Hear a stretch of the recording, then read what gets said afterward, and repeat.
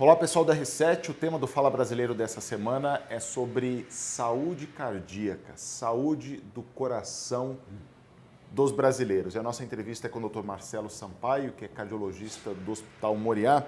Doutor, a gente tem alguma série de perguntas aqui sobre as doenças, né, e cuidados com o coração.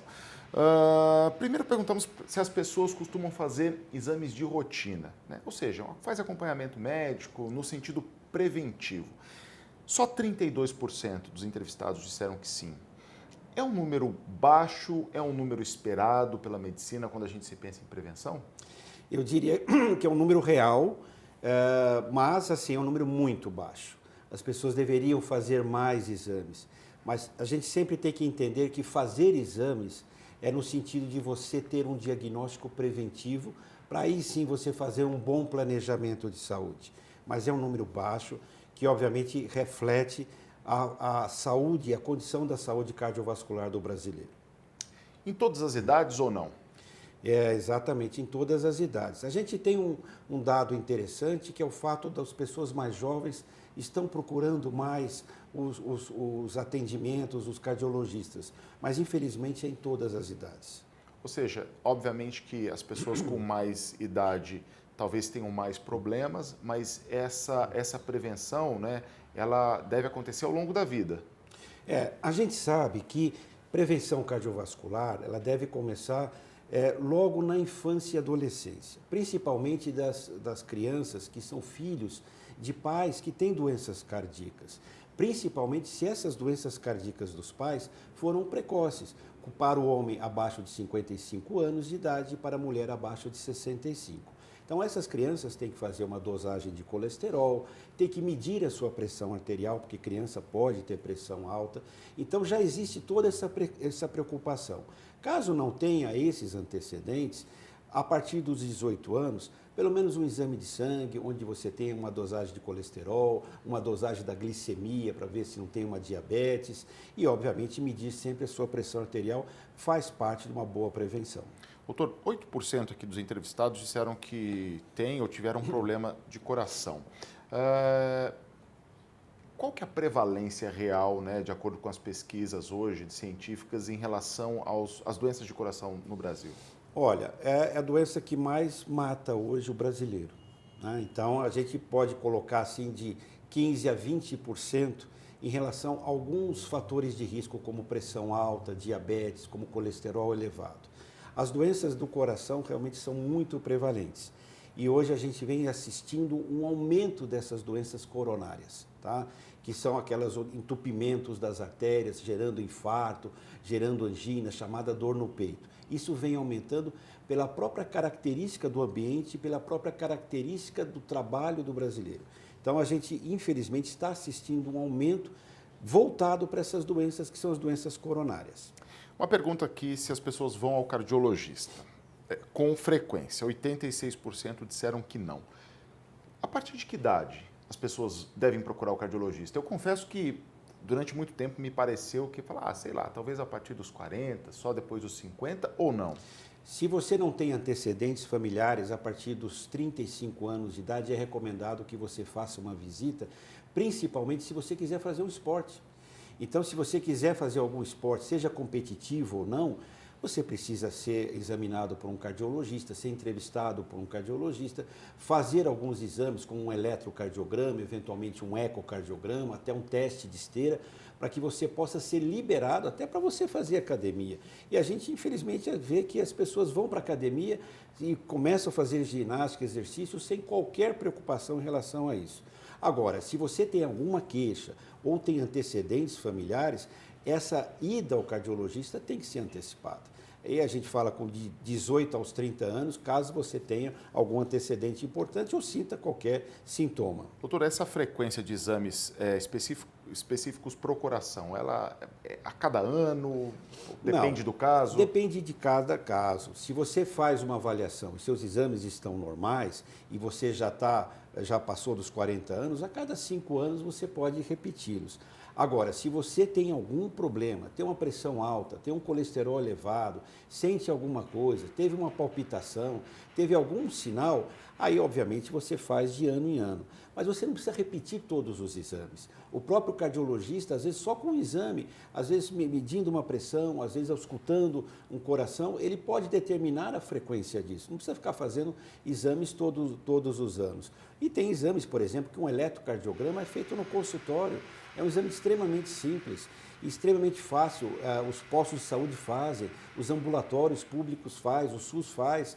Então, o eletrocardiograma é um exame básico que pode ser feito a cada ano.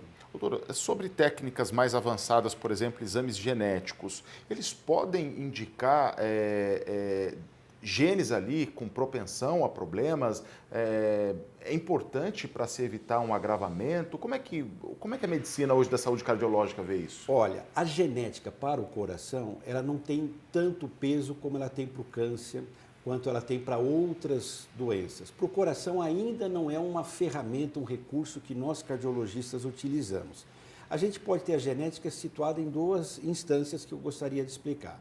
A primeira seria no tocante a gente mapear doenças raras do coração que tem um componente genético que essas sim podem ser beneficiadas. Não as doenças comuns, mas as doenças mais raras. E a segunda, no tocante a alguns medicamentos que podem ser utilizados e a gente faz o que a gente chama de farmacogenética, ou seja, a gente dá a dose ou seleciona o remédio de acordo com o perfil genético. Então aí temos alguma coisa nesse sentido, mas ainda na atualidade a genética não tem um peso para nós cardiologistas como tem para o oncologista, por exemplo, que ele baseia no tratamento baseado na genética.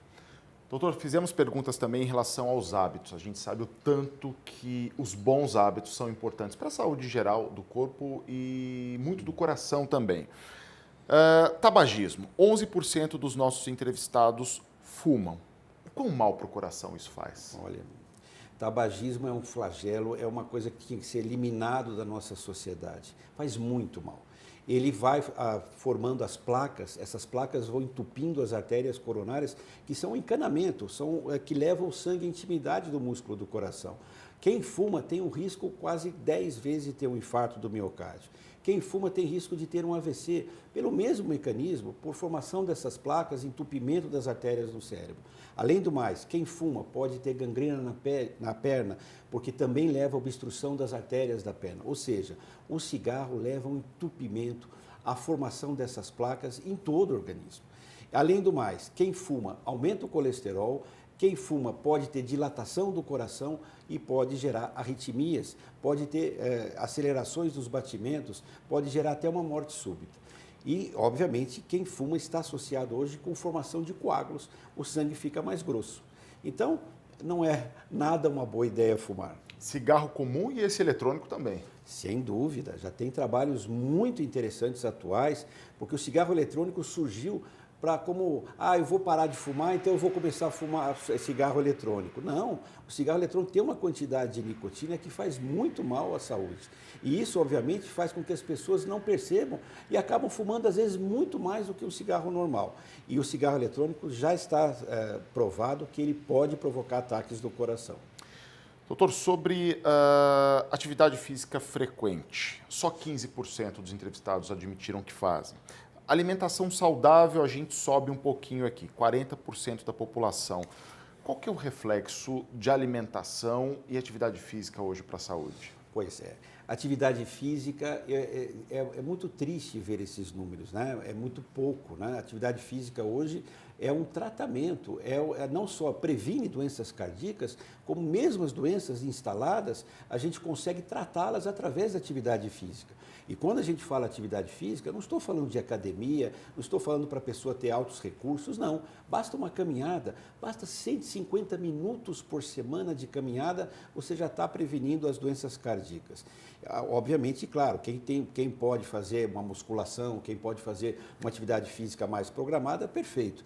Mas basta fazer a caminhada. E a gente vê que as pessoas não têm consciência disso. Elas não priorizam. E, obviamente, acabam realmente tendo esses números tão pequenos em relação às pessoas que fazem habitualmente. Em relação à dieta, mais ainda.